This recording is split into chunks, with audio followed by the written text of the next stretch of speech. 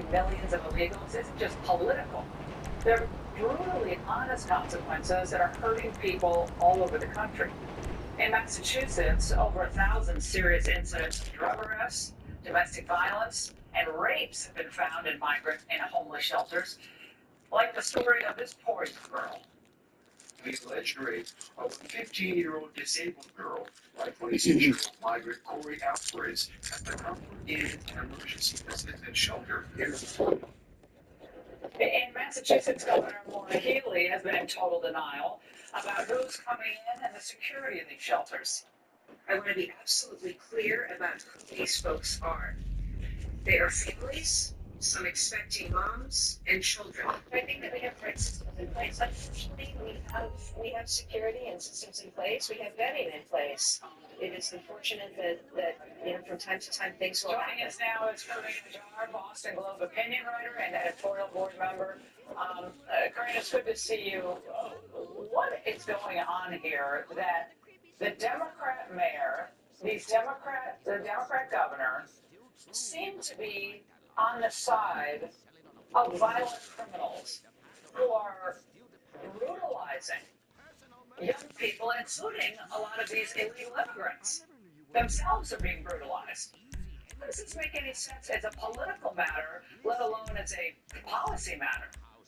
I mean, it doesn't make any sense. And the irony here is that the Healy administration ran on promises of the most transparency ever in the governor's mansion. And that is not what we're seeing. We're seeing attempts to hide away what's going on in these shelters. Like you said, alleged rapes, a lot of domestic assault. The local press has had to push and push and push to get those reports. And when we get them, they're heavily redacted. But like you said, the irony here is that these are progressive states and progressive politicians that purport to want to protect migrants.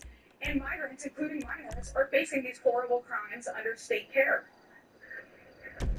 Well, it's also been revealed, Corinne, that the Massachusetts government, hasn't done real background checks on these homeless shelter residents. So we don't know who they are. I said earlier who's coming into these places, and as a result, you get a lot of former felons, current felons, people who might have ICE detainers already lodged against them.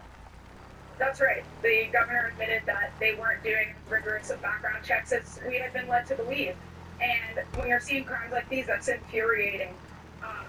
And let's talk about taxpayers too. Taxpayers and community members deserve to know where their money's going, what it's funding, and if their law enforcement is doing their job. And in these cases, you have all of these shelters that lack the rigorous background checks, that are experiencing these alleged crimes.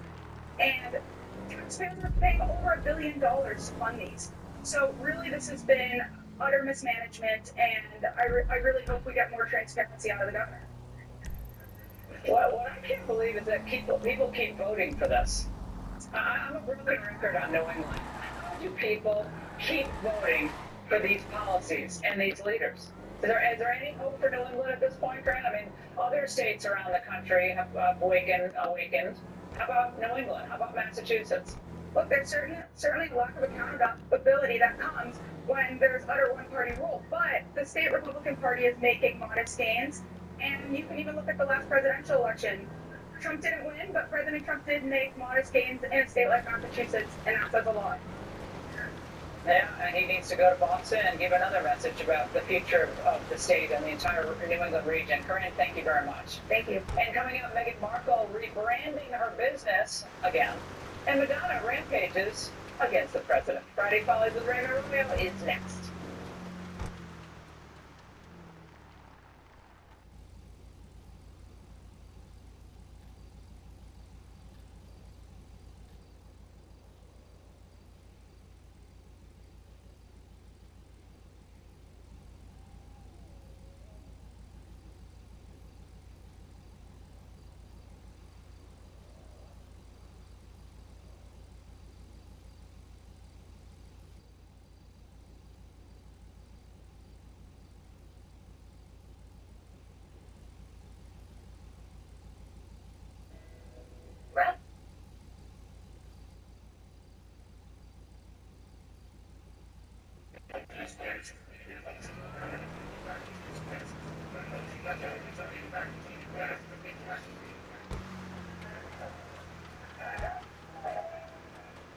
That's a pretty good break to it, doesn't it?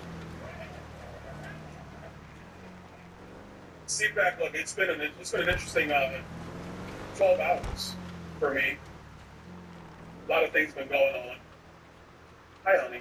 My wife is here. Hi, honey. I love you. It's good seeing you. I want to tell you a little bit about the last 12 hours, and then we'll talk about the other stuff. But I want to talk to you about the last 12. But thank you so much.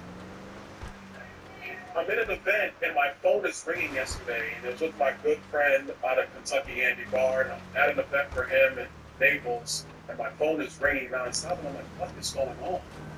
And I'm trying to pay attention to the event because I'm trying to be a good friend to my colleague from Kentucky, and I get a phone call, and it's from the president. And he talks to me about what he just put out on True Social. And I just want to say, Mr. President, thank you. And I will never let you down.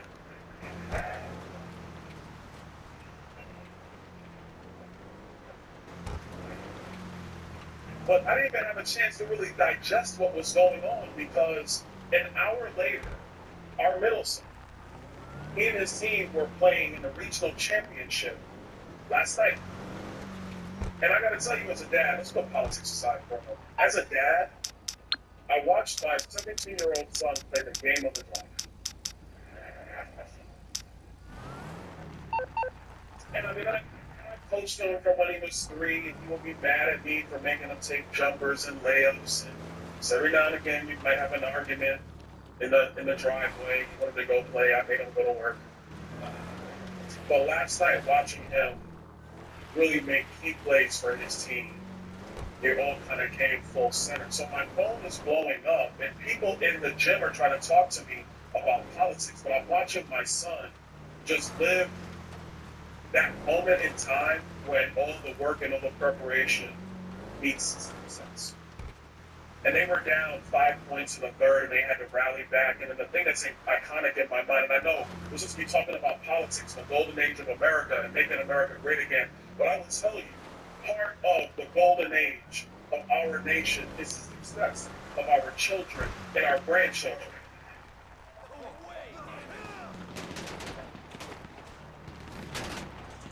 So watching my son, it's 8 seconds on the clock, the place is going berserk, where we have a lead. He gets a rebound, and he starts dribbling down court. And I'm on the side of the baseline that he's dribbling towards. Like, I can't sit in the stands. Merriweather Security Consulting. How can I help? An air team is on its way to you. Much more mature these days. My wife is looking at me like, yo. And he's dribbling towards me, and it looks like he's going to take off the dunk. He decides not to. He passes it to a teammate. The clock expires. He turns around. He sees me. I see him.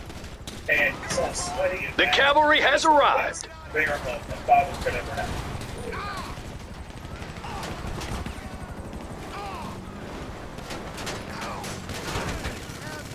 My son was able to do last night the thing that we want all of our children to be able to do. To have the opportunity to truly excel, to find themselves, to work hard, and to deliver success. Not just for themselves, but for the people around them. He and his teammates last night, they won a big game. They're going to the state Final Four next week, and I'm not going to miss a game. I'm going to be at each one. But as I was talking today, it kind of gave me an ability to take a step back. Because the things that we are fighting for, the ideals that we stand for, are for the future of this great nation. And so while the Democrats have continued to lose their minds, literally, yes, there were 5 senators who were standing on a podium all by themselves protesting the fact that Kash Patel is now the director of the FBI.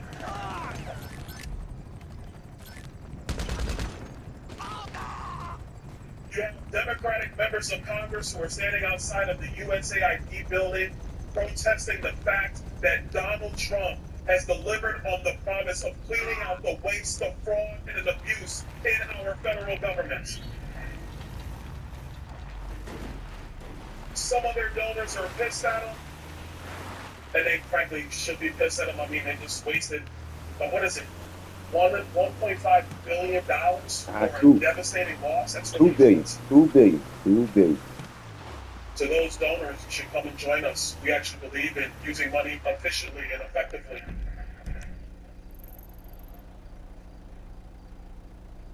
They're going to the courts, the last bastion of hope they possibly have, and they're going to the courts and they're now trying to sue President Trump because he's using the same discretion the Democrats have used for decades to build a leviathan of a federal government that is not responsive to you, that does not listen to what we, the people, desire, that ignores elections no matter the outcomes, but continues to build an albatross of a federal government. And now they are mad because we are committed to doing the thing we told you on the campaign trail for months. We are going to bring this government to heel. It will be responsive to the will of the American people, and we will make America great again.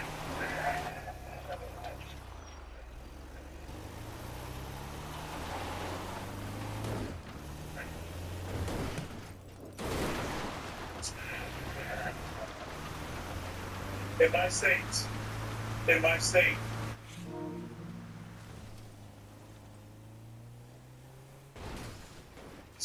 make America flourish. There's a reason why citizens have been leaving blue states to go to Florida. There's a reason why people who immigrate legally, and I stress legally, from some of the worst places in the world come to Florida. There's a reason why students in Florida and parents in Florida have choice at their fingertips to find the best solution for their children. And that reason is because we have leaders who have been committed to the principles of individual liberty and limited government.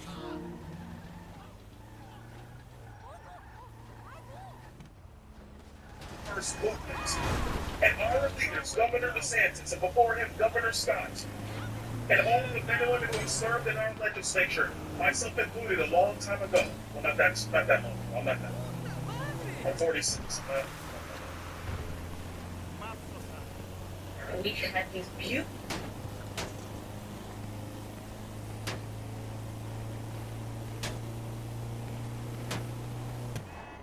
We were committed to making sure that there was a state that people could go to chase the American dream, to realize the American dream, to be able to watch their kids do something fantastic, like I had the opportunity to do last night. And that state's Florida. But let me tell you this. Florida's not going to stop leading. We're going to build up on what we've done, and we're going to continue to lead bigger, better, faster, greater, safer, freer, because the American dream is for everybody, and we're going to show the other 49 states how to get it done.